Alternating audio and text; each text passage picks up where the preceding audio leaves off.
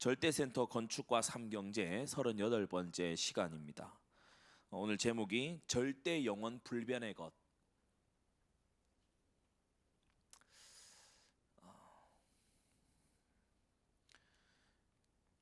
얼마 전까지 이른바 젊은이들, 또 나이 좀 있으신 분들도 있지만은 한국의 광풍처럼 불었던 게 이제 코인 투자 광풍이었죠. 뭐 어느 정도 막 유익을 봤다, 막 대박이 났다, 막 이런 사람들 막 여기저기서 막 얘기들을 해서 사람들이 호흡하고 이제 막 너도나도 발을 담궈 봅니다. 그런데 가상화폐잖아요. 말 그대로 가상화폐잖아요. 그래서 이게 화폐가 그대로 있어야 되는데, 그러니까 우리가 눈앞에 10,000원짜리나 50,000원짜리가 있으면 그게 그대로 그냥 있는데, 물론 이제 실물 경제에서 그 가치가 조금씩 바뀌지만 이 가상화폐라고 하는 거는 실시간으로 계속 바뀌는 거예요. 실시간으로 계속 바뀌는 거예요. 어떤 사람들이, 저도 이제 뭐 대학 동기나 또 군대 동기나 이런 친구들이 그런 데에 뭐 손을 대기도 하고 이렇게 많이 하잖아요. 얘기 들어보면 내가 사면 떨어진다. 그러니까 그거 얼마나 참 요새 말로 우픈 얘기입니까? 웃기면서 슬픈 얘기잖아요. 왜냐하면 불변의 것이 아니기 때문에, 변화무쌍한 것이기 때문에, 변화무쌍한 것에, 영원하지 못할 것에, 절대적이지 않고 상대적인 것에 우리가 인생을 걸면 되겠습니까? 그것만큼 위험천만한 게 없지요. 우리가 절대 영원 불변의 것에 우리가 정말 이 인생의 기초가 놓여 있어야 될 줄로 압니다. 그래서 우리가 당연히 이 히브리서 말씀을 여러 번 읽었다면 이게 보이겠지만, 제가 혹간 이제 강의를 하다 보면은 그래요. 이게 이 맥락에서 이런 뜻이었어요? 이런 분들이 많이 계셔서 제가 히브리서 이 후반부에 나오는 절대적인 것과 지나가는 이 세상의 상대적인 것, 그걸 오늘 좀 정리를 해드리겠습니다. 첫째, 하늘의 실체가 있어요. 히브리서 8장, 9장, 12장 이곳에 보면은 하늘의 실체, 오늘 5절에도 8장 5절에도 저희가 섬기는 것은 하늘에 있는 것의 모형과 그림자다 이렇게 했죠. 그러니까 하늘에 있는 실체, 그리고 지상의 모형, 이것이 히브리서가 보여주고 있는 커다란 그림이거든요. 여러분, 하나님이 실체이시고 우리는 그분의 형상입니다.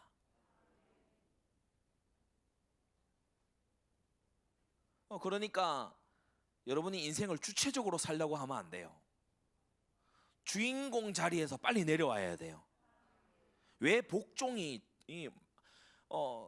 복음은 절대 유일이고, 말씀은 절대 복종이고, 기도는 절대 방법이고, 전도라고 하는 것은 하나님의 절대 소원인데 왜 말씀에 절대 복종이 안 되냐? 이 대전제가 이상해요. 하나님과 나를 동대동으로 보려고 하는 게 강해. 그래서 웨스트민스터 신학교가 낳은 저명한 변증 신학자 코르넬리우스 반 틸은 이렇게 얘기합니다. 창조주와 우리 사이에 엄청난 간격이 있다. 창조주와 우리는 엄청나게 다르다. 건널 수 없는 이 차이가 그곳에 있다. Creator, Creation, Distinction. 이게 전제되지 않으면 기독교 신앙은 자리 잡지 못한다. 당연히 맞는 아멘인 그런 말씀이죠. 여러분, 하나님은 우리와 같은 분이 아닙니다. 하나님이 실체고 우리는 모형이에요. 하나님이 실체고 우리는 그림자예요. 그래서 이게 딱 받아들여지고 하나님 앞에 무릎이 탁 꿇어질 때, 그때에 하나님 도와주십시오. 하나님의 힘으로 하나님의 뜻을 따라서 저는 가겠습니다. 주님 말씀하십시오. 종이 듣겠습니다. 여러분, 이 자세가 신앙의 기본 자세입니다. 주님께서 세우신 교회를 통하여, 강단을 통하여 오늘도 걸어간 주일에 주님이 말씀을 전달하실 때에 우리가 사람의 말로 받지 아니하고, 하나의 의견으로 치부하지 아니하고, 하나 참고할 것으로 여기지 아니하고, 오늘 나를 향하신 하나님의 지금 나를 향한 말씀임을 알고, 여러분 그렇게 실체를 붙드는 신앙인들 되시기 바랍니다. 하늘의 실체가 있다고 했어요. 첫째로는 8장 1절에 이러한 대제사장이 우리에게 있는 것이 지금 이제 하는 말이 중요한 것은 이제 중요한 말 하겠다. 8장부터 이제 딱 이제 스타트를 끊죠. 7장까지는 사실은 틀린 거 고치고 잘못된 거 오해된 거 풀고 전부 그런 작업이었다면 8장이 이제 하는 말의 중요한 것은 이러한 대제사장이 우리에게 있는 것이 이분이 어디 계세요? 그가 하늘에서 위엄의 보좌 우편에 앉으신 하늘 대제사장 예수 그리스도가 우리에게 계시다는 겁니다. 우리가 자막으로는 지금 표현이 잘 안 되겠네요. 그냥 따라오세요. 이 하늘 대제사장의 모형이 누군가 하면은 바로 구약의 제사장, 신약의 사도들과 목회자들이에요. 모형이에요, 모형. 하나님께서는 일찍이 장차 오실 하늘 대제사장을 미리 보여주기 위해서 아론의 반차를 좇는 인간 대제사장을 세우셨어요. 그러나 이제 실체와 모형 사이에는 분명히 차이가 있잖아요, 그죠? 실체와 모형 사이에는 차이가 있습니다. 지금 뭐 천안인가 어디에 한교연에서 그 추진해서 지으려고 하는 뭐 137m의 그 예수상인가 하는 그건요, 분명히 목사님도 말씀하시지만 분명히 우상됩니다. 이사야 선지자가 경고한 대로 눈이 있어도 보지 못하고 입이 있어도 말하지 못하고 귀가 있어도 듣지 못한다는 게요, 그대로 적용되거든요. 석상을 왜 세웁니까? 뭐 로마 가톨릭이에요? 왜 그래요? 가톨릭도 137m짜리는 안 세우는데 왜 이 난리를 합니까? 그러니까 너무 이게 안 맞는 거예요. 그러니까 한국 교회가 이제는 정말 갈 때까지 갔구나. 교회 연합기관에서 이런 걸 추진한다는 게 말이 됩니까? 그거예요. 모든 것은 모형이에요. 그러나 여러분, 사시는 예수 그리스도 실체이신 줄 믿습니다. 그래서요, 우리가 우상 만들지 말라, 이것은 우상 숭배를 금하는 말씀이기도 하지만 또 다른 한편에서는요, 실체를 붙잡아라. 모형 붙잡고 뒹굴지 말고 실체를 붙잡아라. 여러분, 우리는 아론과 그의 자손들을 통해서 그리스도를 봐야 돼요. 목사님의 설교에서 그 너머에 하나님의 섭리와 손길을 봐야 돼요. 그래서 목사님을 절대시하는 것도 잘못이고 목사님을 평가질을 하는 것도 잘못입니다. 목사님을 통해서 하나님을 봐야 돼요. 그를 쓰시는 하나님을 봐야 되고, 아론과 그의 자손을 통해서 오실 메시아를 바라보았던 것처럼 그렇게 여러분 정말 모형을 통해 실체를 보는 지혜 있는 자 되시기를 바랍니다. 사진만 들여다보고요, 앞에 그 사람 앉아있는데 계속 그 사람만 보고 그 사람 사진만 보고 그것만큼 정말 답답한 일이 없잖아요. 그래서 실체와 모형. 두 번째로 9장에 보면은 하늘 성소가 있다는 거예요. 하늘 성소. 우리 예수님께서 자신의 피로 들어가신 곳은 지상의 어느 성소 또는 예루살렘 성전의 그 성소가 아니고 하늘 성소에 들어가셨다는 거예요. 예수님께서 자기 피로 하늘 성소에 들어가셔서 하나님의 보좌 앞에서 실체적인 속죄를 행하셨다는 거예요. 그래서 지상 역사상 단 한 번 있었던 대속죄일이 언제였냐? 바로 그리스도의 십자가가 섰던 그 거룩한 금요일, 그때가 바로 하늘 성소로 하늘 대제사장이 들어가신 그날이라는 것입니다. 그러면서 이 하늘 성소로 이제 시작을 해서 히브리서 12장에 보면은 보라, 너희가 이룬 곳은 이제 신의 산이 아니고 저 시온산, 오늘도 이제 시온이 나왔다 그죠? 시온산. 근데 이 시온산이 예표적인 산입니다. 다윗이 그 산을 차지하고 이 여부수 족속을 내쫓은 것처럼 우리 그리스도께서 모든 산 중에 가장 영화로운 산을 차지하시고 흑암의 군대를 몰아내시는, 그걸 다윗이 예표적으로 보여주는 거거든요. 자, 그런데 너희가 이룬 것은 시온산과 천만 천사와 하늘의 거룩한 총회, 장자들의 교회, 이런 식으로 이제 표현을 했어요. 무슨 말이냐? 하늘 교회가 있다는 거예요. 여러분, 이 하늘 교회는요, 가라지가 없는 교회입니다. 이미 승리한 교회고요, 영화롭게 된 교회고, 계시의 말씀을 통해서 주님을 만나 뵙는 지상의 교회와 달리 주님을 얼굴 대 얼굴로 마주 대하는 그와 같은 영광의 교회죠. 그 둘째, 이 하늘의 실체를 드러내기 위해서 그러면 지상의 모형을 하나님께서 이제 제공을 해 주시는 거예요. 너희들 이걸 보고, 왜냐, 우리 영화롭게 되지 못한 죄성이 있는 우리는요, 하늘의 실체를 바로 볼 수가 없어요. 그러니까 모형을 통해서 이제 보게 되는 거지요. 그게 아까 말씀드렸던 작은 첫 번째, 바로 사람 대제사장들입니다. 이 사람 대제사장들도 장차 오실 그리스도, 또 이미 오신 그리스도의 사역을 이 제사장들, 구약에는 아론의 제사장들이고 신약에는 복음 제사장들이잖아요. 이 제사장들이 감당하는 것을 볼 수 있어요. 대표적인 게 뭐냐 하면 중보 기도입니다. 중보하는 역할이에요. 그래서 이 제사장이 위하여 중보하고요. 야고보서에도 보면 우리가 물론 이제 천주교에서 신부에게 나아가서 고해성사하고 대신 기도해 주십시오 이렇게 하는 것은 잘못된 것입니다. 그것은 이제 자기가 그리스도의 이름으로 기도하는, 예수 그리스도의 이름으로 기도하는 것을 다 내팽겨치고 성인의 이름을 빌어서 기도하고 성모의 이름을 빌어서 기도하는, 이거는 굉장히 이단적인 거죠. 그러나 동시에 야고보서에 보면 의인의 기도는 역사하는 힘이 많다고 했어요. 여러분, 그래서 우리가 개신교회에서 이 신앙생활을 할 때에 여러분이 이 신앙생활을 하다 보면 아마 체험적으로 느끼실 겁니다. 응답 잘 받는 기도자들이 있어요. 응답 잘 받는 기도자들이 있어요.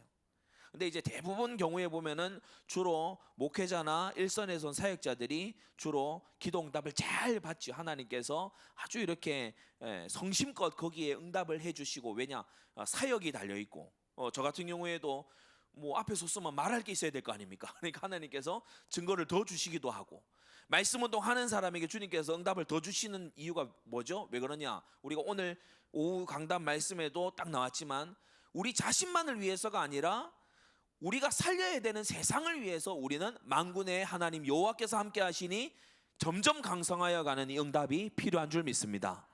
하나님께서요, 그의 사역을 위해서 응답 주시기도 하거든요. 그래서 구약의 제사장직을 맡은 자들이나 신약의 제사장직을 맡은 자들이 백성을 위해 기도할 때 하나님께서 그 기도를 더 고귀하게 받으시고 더 비중 있게 받으시는 것이 공이 들어있는 것입니다.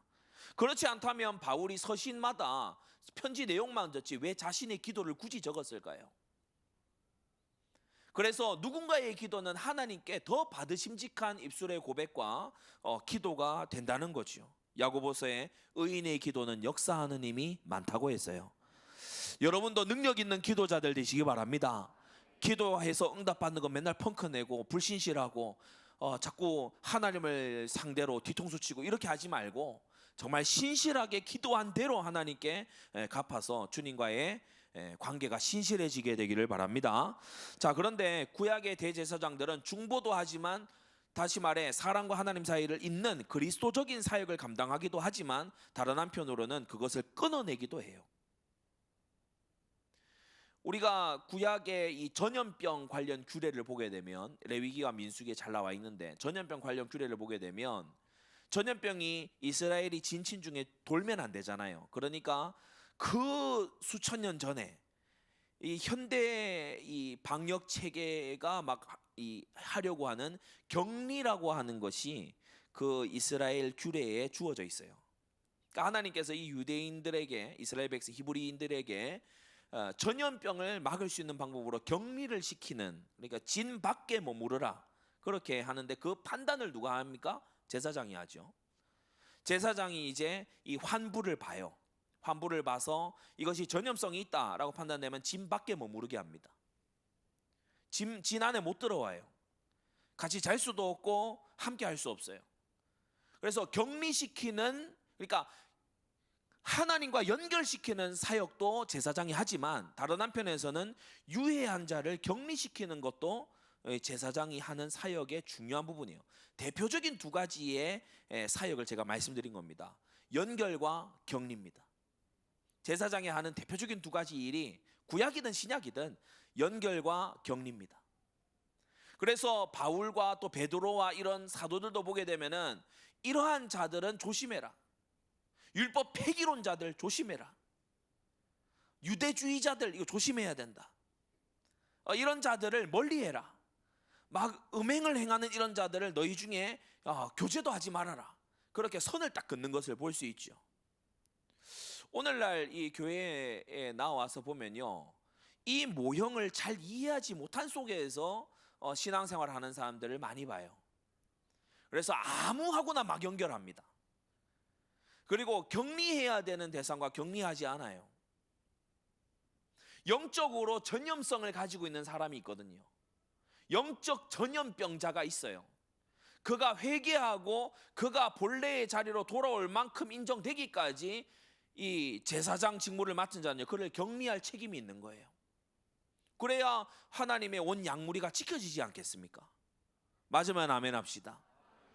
그래서 그렇잖아요, 여러분. 우리가 이 세례와 입교를 할 때에도 문답액을 합니다. 이 사람이 교회에 입교하고 드릴 만한가를 당회가 판단해서, 그러니까 그 당회가 뭡니까? 당회장 목사님의 지도하에 함께 교회를 돌아보는 감독자들의 모임이 이 당회잖아요. 그러니까 교회에는 질서가 있는 거예요. 아무나 뭐 와서 막 앉아 있고, 예전에 막 어떤 사람이 들어와 가지고 막 앉아 있고, 교회는 뭐 누구나 올 수 있는 거 아닙니까? 아닙니다. 뭐 편의점이에요? 누구나 올 수 있게? 아니, 교회는 아무나 드리는 데가 아니에요. 하나님의 세우신 법에 복종하고 교회의 질서를 해치지 않을 사람이 있어야 되는 거예요. 그래서 여러분이요, 이 모형의 도를 잘 알게 되시기 바랍니다. 구약이든 신약이나 대제사장은 연결과 격리의 직무를 한다. 격리시키는 것도 제사장이 했었고요, 격리를 언제까지 하고 어떻게 바뀌면 이제 해제하고 함께 할 수 있다, 그것도 제사장이 판단했어요. 그래서 이게 교회 생활을 하다 보면은 이렇게 얘기할 때가 있거든요. 굉장히 예를 들어서 신천지로 의심이 돼요. 여러 가지 이 어떤 심증이 여러 가지 왔다. 그래서 만남을 주의해라. 근데요, 꼭 보면은 몰래 만나요. 아니, 이 주의하라고 하면 주의해야 되잖아요. 근데 보면은, 아니, 현장을 그렇게 열심히 갔으면 좋겠어. 근데 꼭 위험하다는 이 사람하고 밥 먹고 교제하고 만나고 어디 가고 함께하고 얘기 주고받고 그러다가 슬금슬금 물이 들어요. 슬금슬금 영향받아요. 그런 것을 관리하게끔 하기 위해서 양을 먹일 뿐만 아니라 양을 치도록 부름을 입은 자들이 바로 지상의 모형으로서의 제사장들이라는 거예요. 예수님께서, 실체 되신 예수님께서 우리를 하나님의 자녀가 되게 하심과 동시에 우리를 모든 어둠에서 격리시키시는 줄 믿습니다. 그러니까 이 실체의 사역을 지상의 모형으로 하는 분들이 있다니까요. 여러분, 그래서 너희를 인도하는 자들에게 복종하라고 성경은 말씀하고 있는 겁니다. 하늘 성소가 있어요. 예수님이 단 한 번 들어가셔서 완성해 두신 그 성소를 지상의 모형을 만들었어요. 그게 뭐죠? 바로 연기가 하늘을 향해 올라가도록 모든 걸 태운 제단. 아브라함, 이삭, 야곱, 요셉 시절 이 족장 시대에 단을 쌓았어요. 이때는 성소도 없었죠. 단을 쌓았어요. 그러다가 시간이 지나면서 광야에서 주님께서 이 시내산에서 성소의 규례를 주셨어요. 백성들이 우거하는 여러 텐트들이 있지만 구별된 중앙의 텐트, 장막, 성막 또는 장막이라고 부르는 5절에 우리 읽은 말씀이죠. 모세가 장막을 지으려 할 때에 지시하심을 얻은 것 같으니 가라사대 삼가 모든 것을 산에서, 시내산을 말하는 겁니다, 네게 보이던 본을 쫓아 지으라.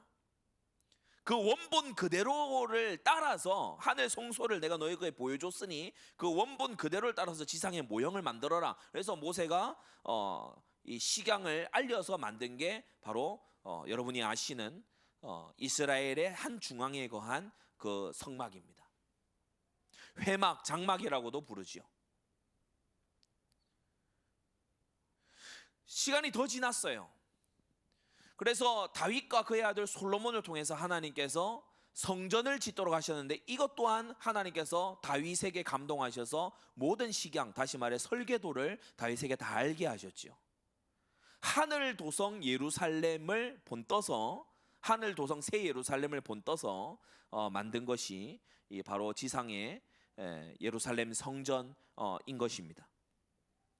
그러니까 우리 말이 참 이렇게 오해할 수도 있겠다 싶어요. 예루살렘이고 새 예루살렘이 있다고 하니까 마치 예루살렘이 실체고 위에 있는 새 예루살렘은 모형이라고 생각하지만 정확히 정반대입니다. 위에 있는 게 먼저고 아래에 있는 게 그것의 모형인 거죠. 여러분 잘 이해가 되시기를 바랍니다. 그리고 세 번째, 하늘에 완전해진 그 교회가 있다면 지상에 모형이 돼 있는 지상의 교회들이 있어요. 하늘의 교회들은 싸움을 마친 교회예요. 지상의 교회들은 악과 전투하는 교회예요. 하늘의 교회는 이미 승리한 교회라면 지상의 교회는요, 죄와 악전고투하는 그와 같은 이 교회이기도 하죠. 하늘 교회는요, 주일 현장 전도가 없어요. 그냥 다 복음 받았어요. 그러나 지상에서의 정말 할 수 있는 특권이 뭐냐면, 지상 교회들의 특권이 뭐냐면 전도와 선교입니다. 여러분, 사는 날 동안 우리가 복음 전하고 말씀을 전파해서 교회 세우는 일에 우리의 생애가 들어있음이 영광인 줄 믿습니다. 그래서 지상의 교회들, 하늘 교회의 모형이에요. 그래서 거룩을 향해 나아가야 되는 겁니다. 지상 교회가 부족할 수 있어요. 그러나 지향점이 어디가 되어야 돼요? 하늘 교회여야 돼요.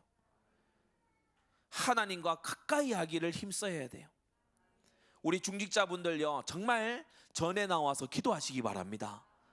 예, 막 조를 짜서 순번 정해서 시간 요이 땅 해가지고 오는 그것도 필요하지만 자원에서 나오세요. 예, 자원에서 나와서 기도하시고 주님과 함께 동행하고요. 정말 이 성전은 구별된 장소 아닙니까? 이 짓기 위해서 구별된 헌신을 하나님 앞에 드렸고 구별된 기도가 쌓여있고 구별된 눈물이 있는 곳 아닙니까? 예, 나와서 기도하실 때 여러분 정말 성령의 충만함을 덧입게 될 줄로 믿습니다.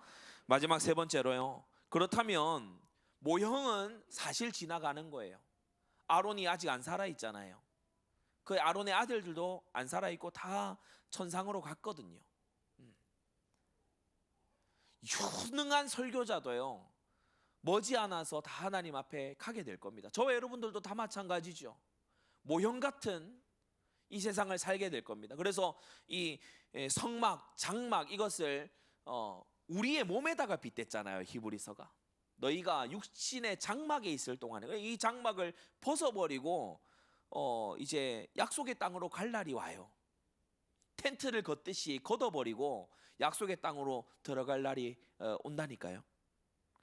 그런데 이 속에서 모든 건 바뀌지만 지상의 교회도 불완전합니다. 불완전 투성이죠. 어떻게 보면 이제까지 주님을 믿은 사람, 엄청난 가문의 영적 문제 속에서 나온 사람, 또는 가문의 영적인 축복 속에서 또 올라온 사람, 교만에 빠져 있는 사람, 고쳐지고 있는 사람, 교회가 불완전한 투성이에요. 그러나 우리가 바라봐야 될 것은 절대 영원 불변의 것입니다. 그걸 히브리서 13장에서 말하고 있어요. 우리 13장으로 잠깐 가겠습니다. 마지막 장이죠. 히브리서 13장 8절과 9절 봅시다. 히브리서 13장 8절과 9절 우리 다 같이 읽습니다. 시작. 예수 그리스도는 어제나 오늘이나 영원토록 동일하시니라. 여러 가지 다른 교훈에 끌리지 말라. 마음은 은혜로서 굳게함이 아름답고 식물로서 할 것이 아니니 식물로 말미암아 행한 자는 유익을 얻지 못하였느니라. 아멘. 이 식물이라고 하는 것은 음식 규례를 말하는 겁니다. 음식 규례.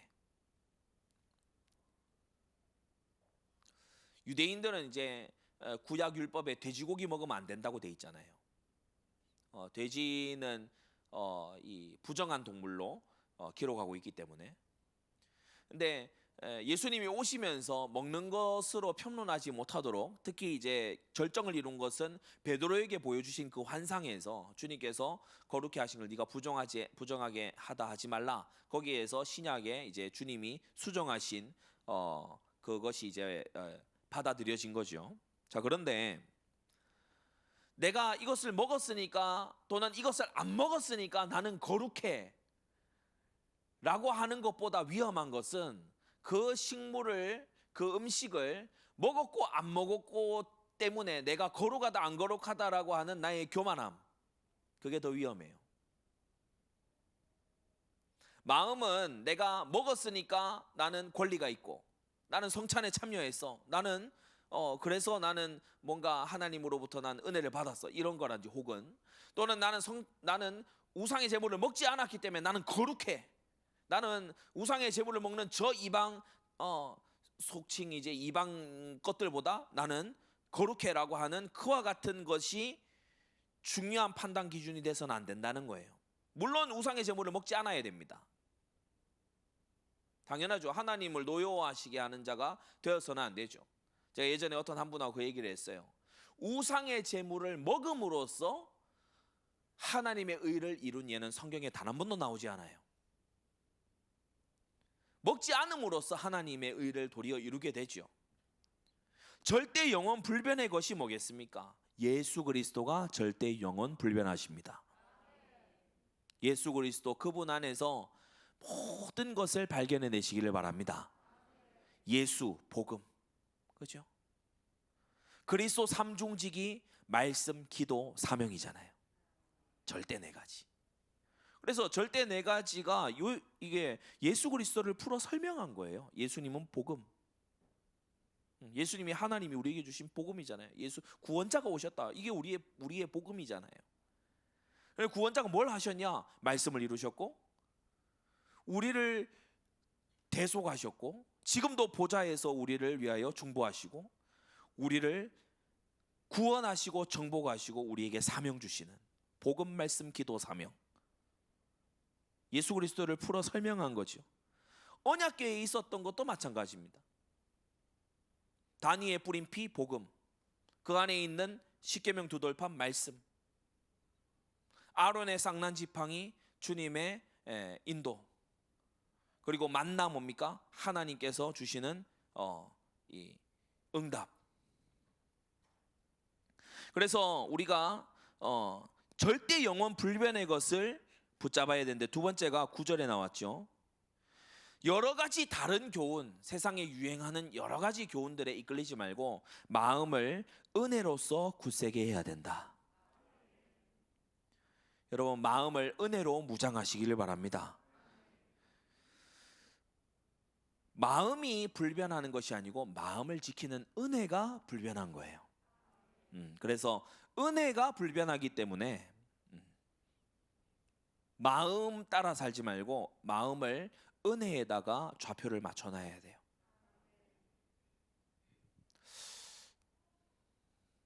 주님은 기뻐하라고 말씀하시잖아요. 범사에 감사하라고 말씀하시잖아요. 이 기쁨이라는 것은 감정의 영역 아닙니까? 정서의 영역이잖아요. 그런데 아니 감정과 정서를 명령할 수 있느냐?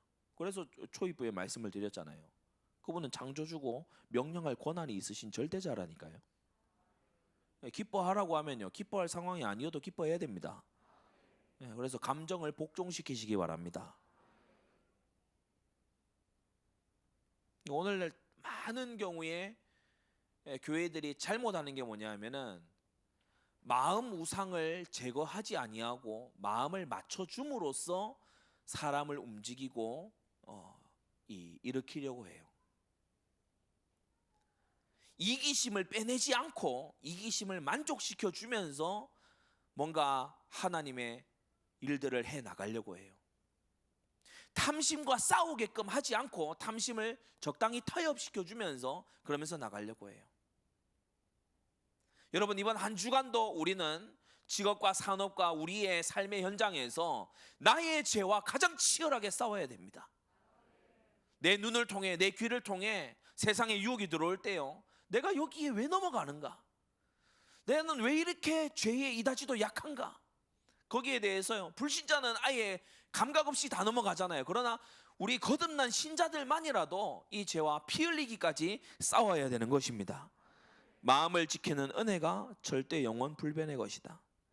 영원 전부터 은혜로, 세상 끝날 그 너머에도 은혜로 주님께서는 이 은혜의 복음을 우리에게 주셨다. 그리고 세 번째, 절대 영원 불변한 게 뭐냐면 바로 주를 향한 찬미, 하나님의 사심을 증거하는 입술, 하나님 앞에서 행한 선행과 그 상급, 이것이 절대 영원 불변의 것입니다.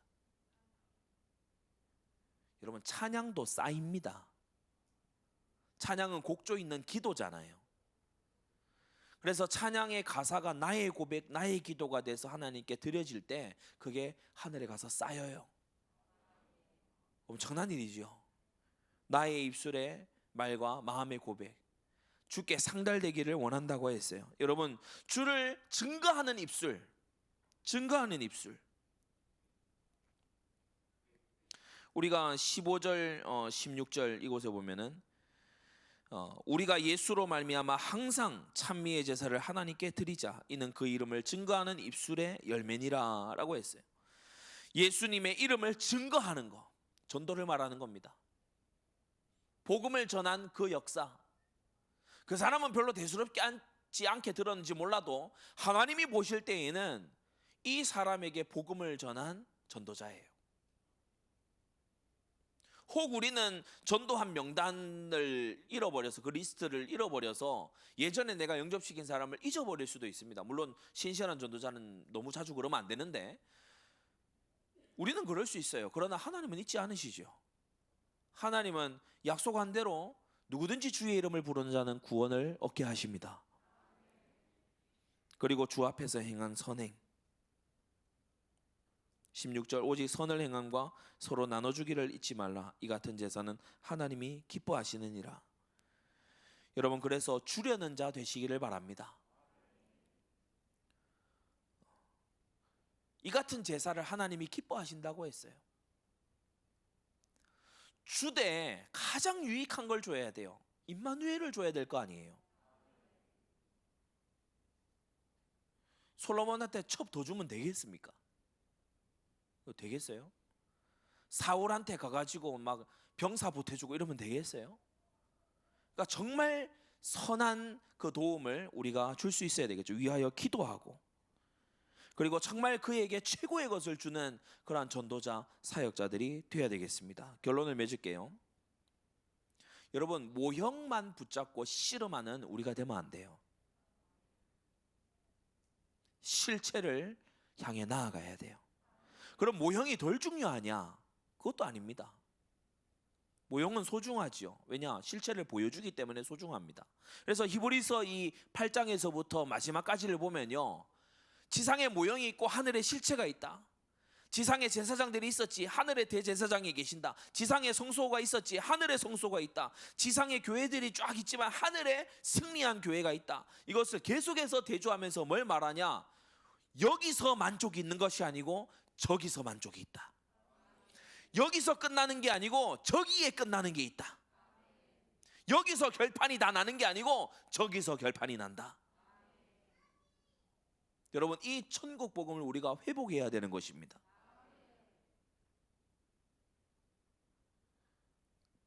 모든 것을 얻고도 예수님이 계신 천국을 못 얻는다면 그는 아무것도 얻지 못한 자고요.